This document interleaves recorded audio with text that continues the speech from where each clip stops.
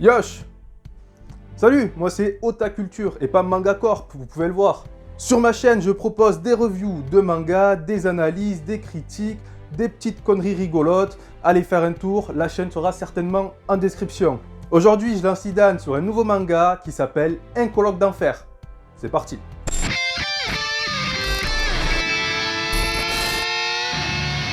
Mon colloque d'enfer est un manga des éditions Pika et réalisé par Keiko Iwashita. C'est un shoujo, et oui, un des premiers que l'on présente sur cette chaîne YouTube.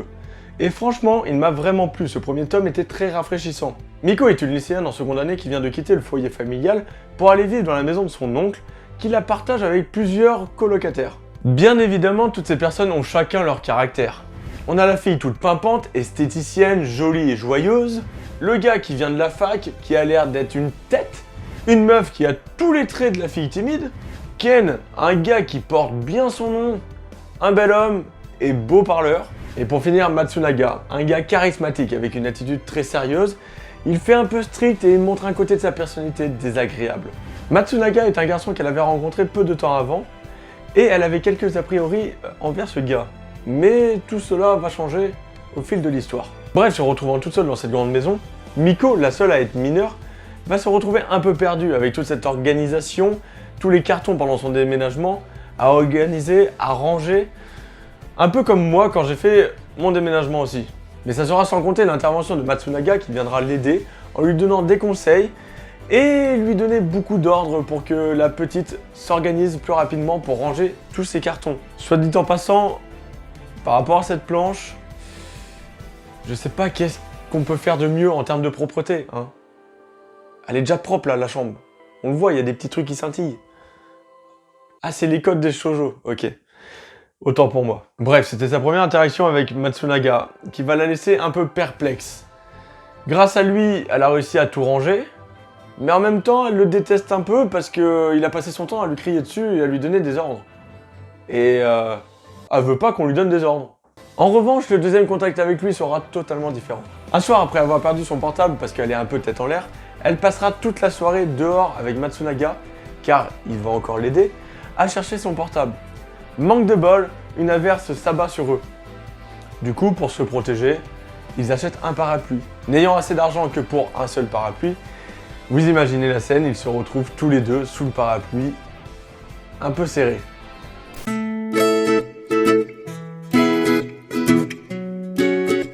Et c'est maintenant que ça devient chaud. Tous les deux, sous un parapluie, épaule contre épaule. Ouais. Ah, mais on n'ira pas plus loin, hein. C'est tout, il y a que ça pour le moment. Mais c'était déjà très intense. Parce que ça a suffi pour que Miko se pose énormément de questions. Elle rougissait, elle est un peu perdue, elle se pose des questions d'adolescente. Et c'est sympa de voir toutes ces petites émotions. Après avoir montré une partie centrée sur les sentiments de Miko, on va aussi nous montrer comment elle réagit face à cette nouvelle vie en communauté. Comme lors de sa soirée de bienvenue qui sera repoussée parce que ses colocs arriveront tous en retard, dû à leur travail ou à leurs occupations respectives, et Miko va se sentir un peu mal à l'aise, elle pensera que les gens l'ont oublié, et au final quand ils vont tous rentrer, ils vont lui dire que c'est pas grave en termes de temps, ils ont encore le temps de manger et tout, mais il est 22h, et pour Miko, c'est incroyable de manger à 22h, en fait c'est encore une jeune, et pour elle, de manger à 22h, c'est un peu comme être une adulte. Et elle est très émerveillée par cette nouvelle situation qu'elle n'a pas connue avant.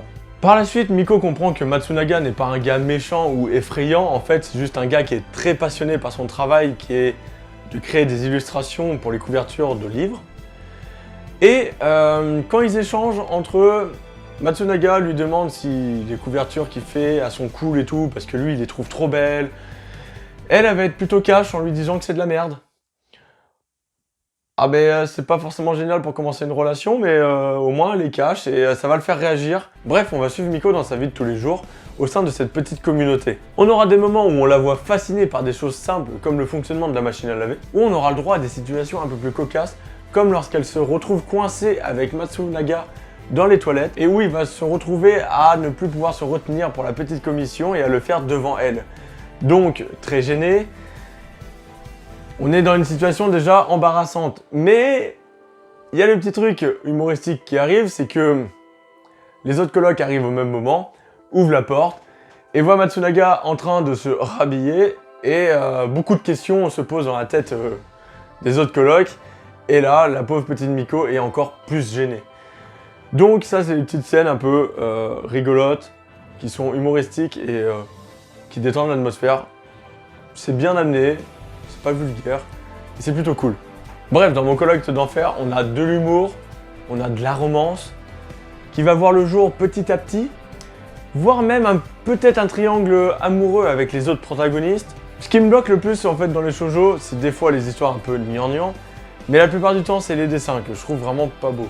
En revanche là, dans mon coloc d'enfer, les dessins sont vraiment cool, ils sont fins, tous les personnages sont stylés, on s'y attache très rapidement.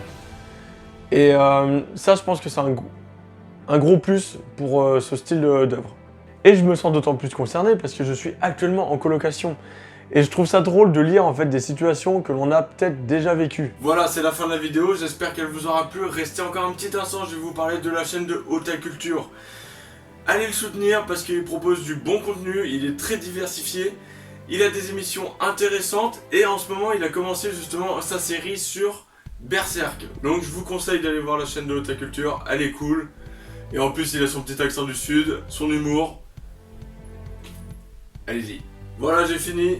J'espère que cette vidéo vous aura plu. N'hésitez pas à nous dire dans les commentaires ce que vous avez pensé de ce manga. Puis on se retrouve bientôt pour un nouvel épisode de Découverte du mois sur Manga Corp. Yosh!